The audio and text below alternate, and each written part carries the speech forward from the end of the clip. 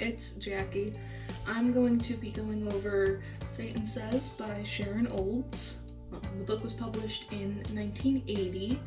It's Olds' first book, a collection of poetry split into 4 parts. The poems themselves are full of sharp, striking images and focus on sex, motherhood, womanhood, and abuse. Content warning for incest and sexual abuse within the first 2 sections mainly. Some of it's really shocking and sickening to read, and while it is intense, it's also very good and important to be read. So I'm going to break down the 4 sections, the academic discussion surrounding the book, and then go through and analyze one of the poems. Section 1 is Daughter. It's the most visceral section. Focuses on Olds' childhood experience of assault and growing up with that. It is both loving and hateful, kind of creating that dichotomy of inner turmoil within Olds. Second section is Woman. It is another medley of emotions reflecting inner turmoil. It focuses on Olds coming into her own as a woman and a person in society. And it is in this section where Olds begins to dissect the traditional roles of a woman and femininity. Section 3 is Mother. It is pensive and worried in tone.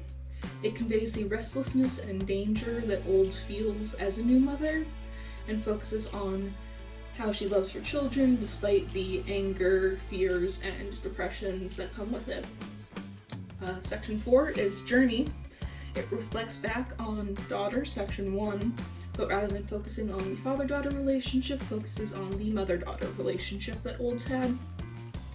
And it grapples with her children, shadowed by the memory of her father and the experiences she had. Olds' work is confessional poetry. It's slightly debated, but more on that later. Confessional poetry is poetry of self-revelation, where the author uses their own life experience to inform the poems. Lawrence Lerner clarifies that confessional poetry is not religious like the Roman Catholic confession, nor is it lyric because of the place where it comes from in the author. Much of the academic discussion about Satan Says centers on sections 1 and 2 because they are the sections about sex, and that's where much of the academic discussion has focused. Imagining Incest by Gail Swiatkowski is a book that uses Olds as a primary example of incest and the imagery of it in modern poetry. Never Having Had You, I Cannot Let You Go, Sharon Olds' Poems of a Father-Daughter Relationship by Brian Dillon is a closer look into the turmoil in the poems of Olds' relationship with her father and the love-hate that comes with abuse. Discussion about Olds' poetry often includes Olds in studies of modern poets with focus on sex and violence, positioning her as a force within that is very often visceral and frank and clear in the examples she gives. 2 authors who have positioned her with others are Helen Farish and Katerina Naomi. There is debate over if Olds' poetry is truly confessional. Contemporary Poet chapter on Sharon Olds, the 7th edition, which was the Sharon Olds chapter was written by Katie Campbell, says that Olds' poetry is too sharp to be confessional, without offering what it would be otherwise. I think Olds' poetry is confessional because of where it comes from in her own experience. I think that lyric gives it the disservice of not being something that's drawn from her life. And while it's a valuable debate to have, focusing on it does tend to distract from actually analyzing the poems. So I think that it's harder to categorize Sharon Olds and much more important to just read and experience the poems. Speaking of reading and experiencing the poems, I'm going to be going through night terrors in section 1 on page 11 of Satan Says. She has so strongly the sense of someone coming after her. Someone dark or dressed in dark clothes. Some man so angry, so clever, there is no chance of survival. Every night she tries to think of something that would get him to spare the children. Every night she feels him outside the house, eyeing its surface milky as a body, the strips of its roof like hair oiled and combed, all the stiff apertures Victorian, like a frightened woman on her wedding night, like her own mother entered by that man she hated, his hair black as the polished barrel of a gun. Oof. So, a couple technical breakdowns. There's no rhyme scheme. There's no meter. The poem is broken into 3 stanzas, but there's no continuous line count between the stanzas. The only organization within it is the stanzas and the line breaks. First line, she is our first character, a woman, and we get characterization about her that she feels the sense of someone coming after her, the sense of being hunted or tracked. Someone dark or dressed in dark clothes, setting up this person to be associated with darkness associated with fear, uncertainty, and sadness. And then we get our second character of some man, just a man, with characterization of him being angry and clever to the point where there's no escape or way to refute that. And in the stanza, it is set up that the man is the one pursuing the woman.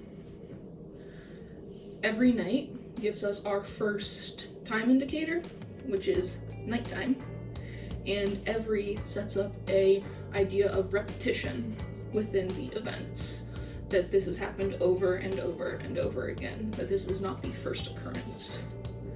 She tries to think of something that would get him to spare the children. So, she tries to think of something that would get him to spare the children, gives us another piece of characterization, that the woman is concerned about the safety of the children, and that this is something she is focused on.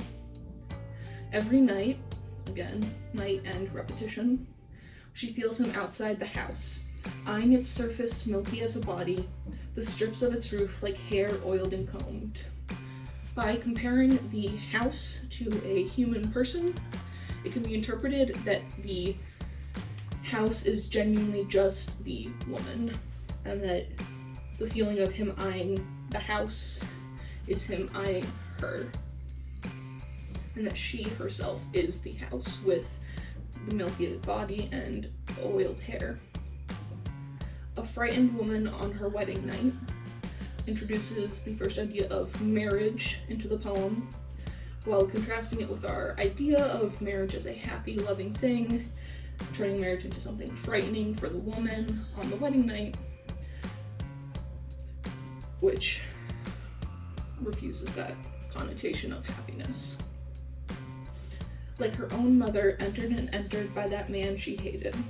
So her own mother sets up that this is a generational event, and entered sets up that it is yet again occurring and reoccurring.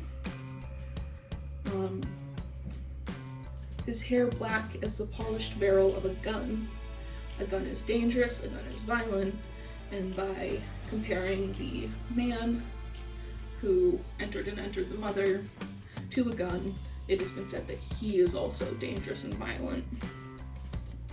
So this is a poem about marital rape.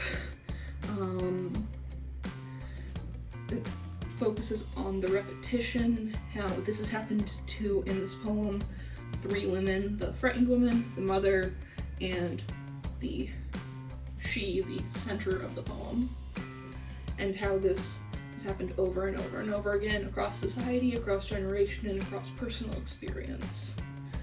Also interesting, holding this in the collection of poetry, this is in section 1 about daughter. So this section is not the one that focuses on Old's own marriage, but it could be interpreted to be Old's perception of her mother, and her mother dealing with the issues presented to the family when she was younger. This poem contains a lot of the themes that Old talks about: abuse, sex, sexual abuse, sexual assault, motherhood, and womanhood. All of those themes are present throughout much of Wolf's work.